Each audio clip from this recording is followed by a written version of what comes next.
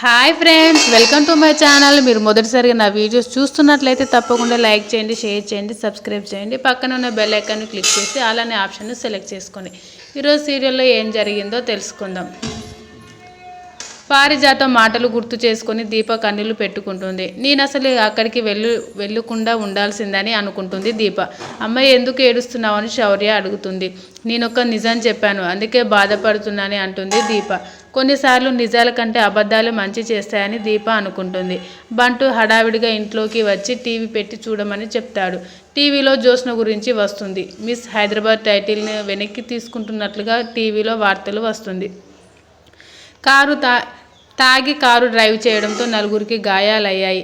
విజేతలను ఎంపిక చేసిన సహాయంతో మాట్లాడిన మాటలకు సొసైటీ మీద బాధ్యత లేని వ్యక్తిగత విషయాలపై పొంతన లేనందున టైటిల్ జ్యోత్స్నకి ఇవ్వడం తమ పొరపాటుగా భావిస్తున్నట్లు చెప్తారు వాళ్ళు. పారిజాతం బాధగా ఇది తన మనవరాలు చూడకూడదని ఎవరు చెప్పొద్దని అంటుంది. జ్యోత్స్న నో అని గట్టిగా అరిచి ఏడుస్తుంది. కోపంగా గదిలోకి వెళ్ళిపోతుంది. వెంటనే పారిజాతం ఆవేశంగా దీప దగ్గరకు వెళ్తుంది. జ్యోత్స్న టీవీలో వచ్చిన వార్త తలుచుకొని ఏడుస్తుంది. నన్ను పోలీస్ స్టేషన్కి వెళ్లకుండా ఆపలేకపోయారని జ్యోత్స్న అంటుంది. కారు జాగ్రత్తగా డ్రైవ్ చేసి ఉండాల్సిందని సుమిత్ర అంటుంది. దీప చెప్పకుండా ఉంటే అసలు ప్రాబ్లం వచ్చేది కాదుగా అని అరుస్తుంది. నిజం చెప్పడం తప్పు ఎలా అవుతుందని సుమిత్ర దీపను సపోర్ట్ చేస్తూ మాట్లాడుతుంది. మీరు దీపకు సపోర్ట్ చేశారు, ఇప్పుడు నా కిరీటం కూడా పోయింది. నా గ్లామర్తో నేను సంపాదించుకున్నది. సోషల్ మీడియాలో అందరూ నన్ను నెగిటివ్గా మాట్లాడుతున్నారని బాధగా మాట్లాడుతుంది. పారిజాతం దీప గురించి చెప్పిన మాటలు గుర్తు చేసుకుని దీనికి కారణం దీప ఒక సాక్ష్యంతో నా జీవితాన్ని మార్చేసిందని తనని ద్వేషిస్తుంది. పారిజాతం దీప దగ్గరకు వచ్చి తనని తిడుతుంది. నా మనవరాలు మిస్ హైదరాబాద్ అందాల పోటీలో గెలిచి ఫస్ట్ వచ్చింది. అది పోలీస్ స్టేషన్కి వెళ్ళిందని, కిరీటం పెట్టుకోవడానికి అర్హత లేదని వెనక్కి తీసుకుంటున్నట్లు టీవీలో చూపించారు. నా మనవరాలు పరువు తీసిన మనిషి, నా ఇంట్లో ఉండడానికి వీల్లేదు పో అని ఇంట్లోంచి గెంటేయాలని చూస్తుంది. తన బ్యాగ్ తెచ్చి ఇంటి బయట విసిరేస్తుంది. ఇంకొక క్షణం కూడా ఉండడానికి వీల్లేదని దీపని తోసేస్తే సుమిత్ర వచ్చి తనని పట్టుకుంటుంది. సుమిత్ర, నువ్వు అడ్డుకు రాకు, ఈ దరిద్రాన్ని బయటకు గెంటేస్తేనే నా మనవరాలు సంతోషంగా ఉంటుందని పారిజాతం అరుస్తుంది. ఇది ఇక్కడే ఉంటే నా మనవరాలు ప్రాణాలు కూడా పోతాయని అంటుంది. దీప ఎక్కడికి వెళ్ళొద్దని చెప్తుంది. ఇంత చేసిన దీన్ని ఇంట్లో పెట్టుకోవడానికి ఇదేమైనా నీ కూతురా అని పారిజాతం అంటే, అవును నా కూతురే అంటుంది. తప్పు చేసింది జ్యోత్స్న, దీప కాదు. మన అదృష్టం బాగుంది, యాక్సిడెంట్ అయిన వాళ్ళకి ఏం జరగలేదు, లేదంటే జ్యోత్స్న జైలుకు వెళ్లాల్సి వచ్చిందని సుమిత్ర అంటుంది.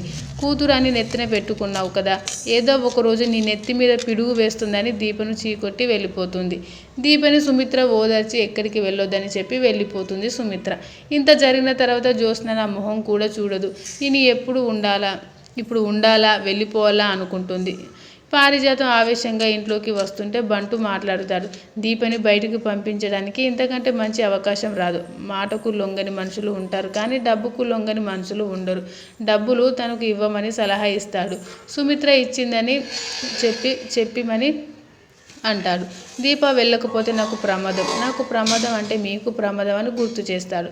ఎలాగైనా దీప పోయేలా చేయమని చెప్తాడు. దీప బ్యాగు సర్దుకుంటే పారిజాతం మళ్ళీ వస్తుంది. ఈసారి ఏం విసిరేయడానికి వచ్చారని అంటే నిన్ను అంటుంది. సుమిత్ర ప్రాణాలు కాపాడిన దానికి చిన్న బహుమతి అని డబ్బులు ఇస్తుంది. తనకు అవసరం లేదని తీసుకెళ్ళి పొమ్మని చెప్తుంది దీప. జ్యోత్స్న ఇప్పుడు నిన్ను ద్వేషిస్తుంది. నిన్ను ఇష్టంగా ఇంటికి తీసుకొచ్చిన వాళ్ళు ఇప్పుడు నిన్ను ద్వేషిస్తుంటే ఉండడానికి సిగ్గులేదా? నువ్వు ఇంట్లో ఉండడానికి వీల్లేదని జ్యోత్స్న ఇంట్లో అందరికీ చెప్పింది.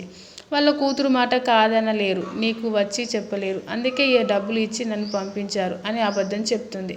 నీ మీద ఉన్న అభిమానంతో సుమిత్ర నిన్ను పొమ్మనలేదు. నీ కారణంగా సుమిత్ర కూడా బాధపడుతుంది. నీకు తల్లి లేదు కదా, ఆమె బాధ నీకు అర్థం కాదు. ఒకరిని బాధ పెడుతూ బతికేది ఒక బతుకేనా? నీకు మా సుమిత్ర మీద ఏమాత్రం కృతజ్ఞత ఉన్నా డబ్బులు తీసుకొని వెళ్ళిపో, ఇంటి ఛాయలో కూడా రావద్దని అంటుంది పారిజాతం.